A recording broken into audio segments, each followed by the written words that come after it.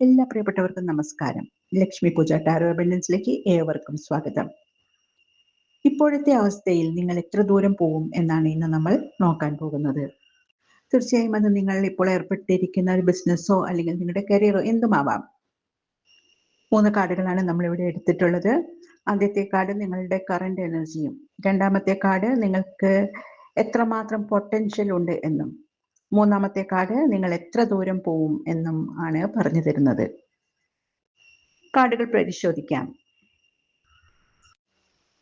മജീഷ്യന്റെ എനർജിയിലാണ് നിങ്ങൾ. നിങ്ങൾക്ക് ലഭിച്ചിട്ടുള്ള എല്ലാ സാഹചര്യങ്ങളും അവസരങ്ങളും നന്നായി ഉപയോഗിച്ച് കാര്യങ്ങളൊക്കെ വളരെ ഭംഗിയായി മുന്നോട്ട് കൊണ്ടുപോകുന്ന വ്യക്തിയാണ് നിങ്ങൾ. നിങ്ങളുടെ ഉള്ളിലുള്ള കഴിവുകൾ മുഴുവൻ പ്രയോജനപ്പെടുത്തി ലക്ഷ്യങ്ങൾ നേടിയെടുക്കാനുള്ള മിടുക്ക് നിങ്ങൾക്കുണ്ട്.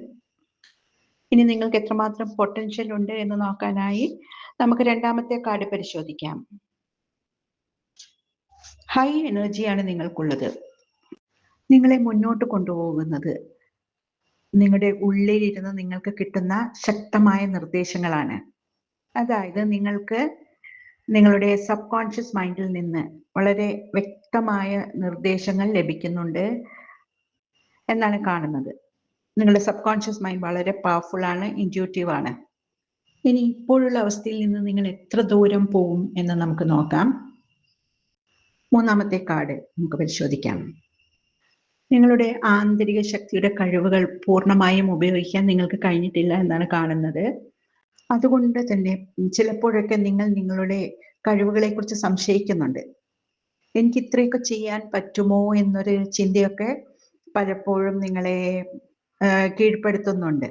എന്നാൽ മനസ്സിലാക്കുക, നിങ്ങൾ വിചാരിക്കുന്നതിലും കൂടുതൽ ശക്തനാണ്. നിങ്ങൾ വിചാരിക്കുന്നതിൽ കൂടുതൽ കഴിവ് നിങ്ങൾക്കുണ്ട്.